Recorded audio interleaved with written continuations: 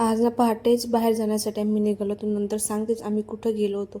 त्या अगोदर हे इथे मस्त खाली येऊन थांबले होते आणि आज ही ट्रॅव्हल बघितली. मी दर गुरुवारी पहाटे जात असते तर मला तशी ट्रॅव्हल दिसतेच, पण मी आज ना हा व्हिडिओ आवर्जून घेतला आहे.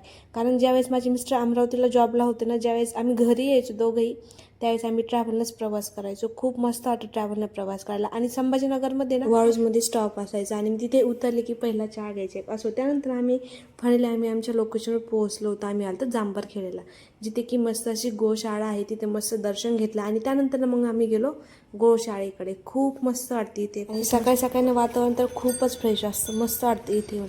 त्यानंतर मग इथे आले थोडं आणि इथं ना एक वासरू होतं, ते एकटंच होतं बिचारा, आपलं खात होतं चारा. बाकीचे वासरं तर गेले असावे तिकडं गोठ्यात, पण हे एकटंच होतं बिचारा. बाकीचे नंतर आले, पण ते तोपर्यंत एकटंच होतं. नंतर मग सगळेच आले होते.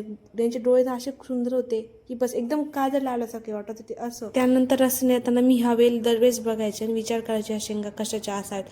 म्हटलं चला असू मलाही दाखवते या शेंगा कशाच्या आहेत. तुम्हाला जर माहीत असेल तर मला नक्कीच कमेंट करून सांगा की ही शेंगा कशाच्या आहेत. हे झाड तर मला माहीतच आहे, तरडाचं आहे. हे शक्यतो आता दिसत नाही जास्त, पण इकडे त्याचा व्हिडिओ घेतला होता असो. त्यानंतर ना मग इथे श्री दत्तगुरूंचं मंदिर होतं, तिथेही दर्शन घेतलं. आणि मी दरवेळेस मंदिर बघायचे, दरवेळेस जाईन म्हणायचे, पण माझं काही जाणं होत नव्हतं. आज फायनली मुहूर्त लागला होता. मग मस्त दर्शन घेतलं आणि तिथे फुले होते आणि मी फुलंही तोडून आणली. त्यानंतर आज रामनवमी होती. सर्वांना श्रीरामनवमीच्या हार्दिक शुभेच्छा.